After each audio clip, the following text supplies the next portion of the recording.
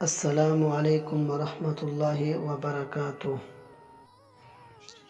سیدہ ام سلمہ رضی اللہ تعالی عنہا سے مروی ہے، رسول اللہ صلی اللہ علیہ وآلہ وسلم کی آخری وصیت کے یہ الفاظ تھے: نماز کو لازم پکڑنا، نماز کو لازم پکڑنا اور اپنے غلاموں کے ساتھ احسان کرنا۔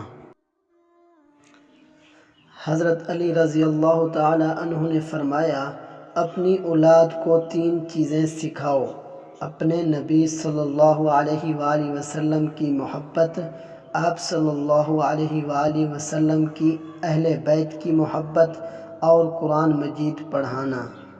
رسول اللہ صلی اللہ علیہ وآلہ وسلم نے فرمایا، جس نے سبحان اللہ و بحمدہ دن میں 100 مرتبہ کہا، اس کے گناہ معاف کر دیے جاتے ہیں، خواہ سمندر کے جھاگ کے برابر ہی کیوں نہ ہوں۔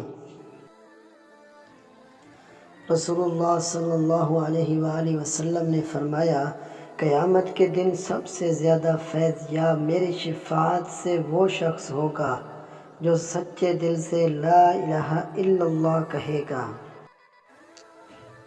حضرت علی رضی اللہ تعالی عنہ نے فرمایا، جو شخص تمہارے خون میں سے نہ ہو مگر پھر بھی تم کو عزت دے اور پیار دے تو بے شک وہ تمہارے لیے بہترین رشتہ ہے۔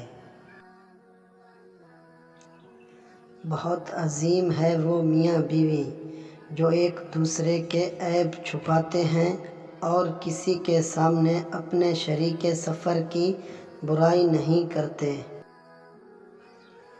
رسول اللہ صلی اللہ علیہ وآلہ وسلم نے ارشاد فرمایا، لذتوں کو توڑنے والے یعنی موت کو کثرت سے یاد کرو۔